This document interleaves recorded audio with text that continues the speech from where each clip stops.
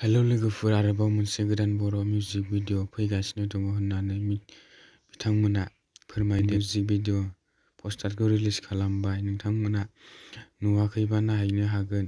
इनस्टाग्रामाव post खालामनांगोन। बिथांमोननि music video फैगासिनो दं होननानै आसा खालामो।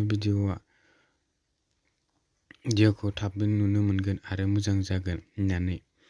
मा सानो नोंथांमोना कमेन्ट खालामना खिन्था हरनो हागोन। आरो लोगोसे आंनि बे भिडिअखौ मोजां मोनोब्ला लाइक, शेयार, साबस्क्राइब खालामनो हागोन। आरो नोंथांमोना बेबायदि टाइपनि भिडिअखौ नायनो मोजां मोनोबा आंनि चेनेलखौबो साबस्क्राइब खालामना लानो हागोन।